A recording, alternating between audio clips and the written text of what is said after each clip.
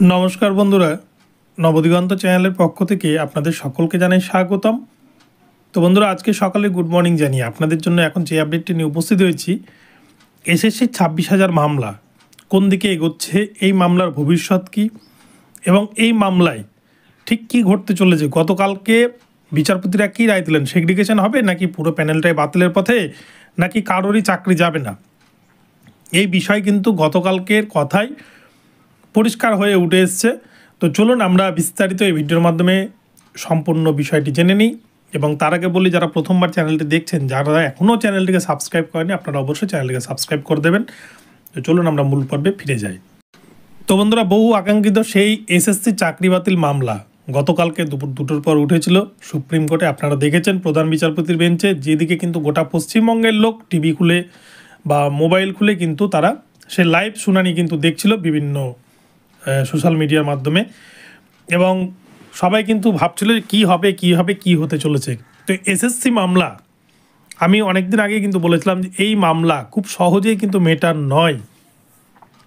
এখানে এতগুলো মানুষের জীবন জড়িয়ে রয়েছে, 26,000-এর ভবিষ্যৎ জড়িয়ে রয়েছে, যে পুরো 26,000-কে বাতিল করেছে কলকাতা হাইকোর্ট। পুরো নিয়োগ প্রক্রিয়া নতুন করে শুরু করতে বলেছেন।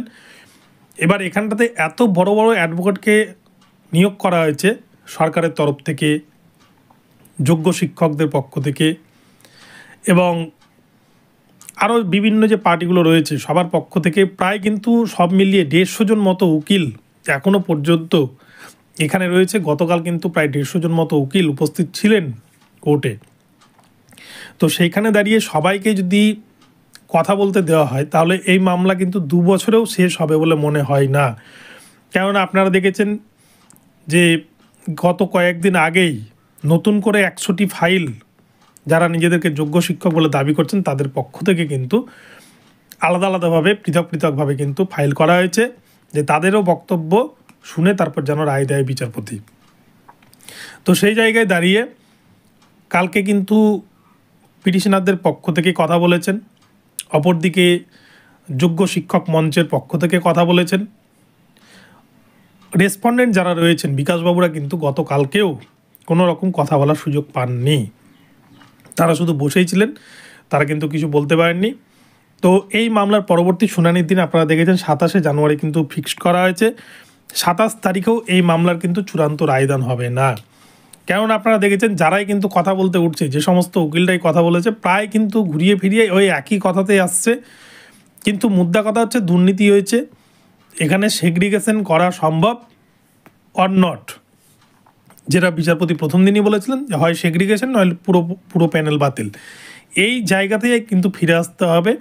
কিন্তু মাঝে এই জায়গাগুলো নিয়ে এত জট পাকাচ্ছে, এত বিষয়টা নিয়ে ঝামেলা চলছে, যে এত দীর্ঘায়িত করার চেষ্টা চলছে, যেটাতে কিন্তু রায় এই মুহূর্তে হয়তো আসার সম্ভাবনা খুবই কম। এই এসএসসি মামলার রায় কবে আসবে তা কিন্তু বলা মুশকিল।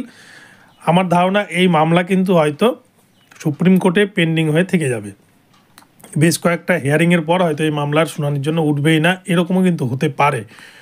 তার কারণ এই মামলা নিয়ে কিন্তু প্রচুর পরিমাণে জল্পনা কল্পনা চলছে, আর এই মামলা খুব সহজে মেটার নয়। তো যাই হোক, এই মামলা কিন্তু আগামী 27 তারিখেও ফাইনাল জাজমেন্ট হবে না। যদি সকলকেই বলতে দেওয়া হয়, প্রত্যেককেই যদি বলতে দেওয়া হয় প্রত্যেক পক্ষ থেকেই, তাহলে এই মামলা 2 বছরও শেষ হবে না। তো দেখা যাক শেষ পর্যন্ত কি হয়। মূলত 4টা ক্যাটাগরিতে সবথেকে বেশি দুর্নীতি হয়েছে, এটা বলার কোনো জায়গা অবকাশ নেই। যে exit vacancy, expired panel, OMR manipulation, এগুলোতে দুর্নীতি হয়েছে, এটাতে জায়গা কোনো নেই বলার। কিন্তু অনেকে নিজের যোগ্যতায় চাকরি পেলেও অধিকাংশই কিন্তু এইভাবেও চাকরি পেয়েছেন। তো সেই জায়গায় দাঁড়িয়ে দুর্নীতিগ্রস্তদের জন্য সুপ্রিম কোর্ট কী ব্যবস্থা গ্রহণ করে সেটাই দেখার। আর দুর্নীতিগ্রস্তদের জন্য কোনো ব্যবস্থা গ্রহণ না করতে পারলে শিক্ষার ওপর মানুষের যে আস্থা, গরিব ঘরের ছেলে মেয়েদের কিন্তু আস্থা উঠে যাবে। তো যাই হোক বন্ধুরা, আমাদেরকে 27 তারিখ অবধি অপেক্ষা করতে হবে, তারপরে হয়তো আবারও ডেট পড়বে। তো যাই হোক, এখন অপেক্ষা করা ছাড়া কিছুই নেই। 27 তারিখ কী হয় সেটাই আমরা দেখব, আর আপনারা নজর রাখবেন, আপডেট পেলে আপনাদের জানিয়ে দেবো। তো ভিডিওটি এখন এখানেই রইল। ভিডিওটি ভালো লাগলে চ্যানেলটিকে সাবস্ক্রাইব করে দেবেন। দেখা হচ্ছে পরবর্তী ভিডিওতে। ধন্যবাদ।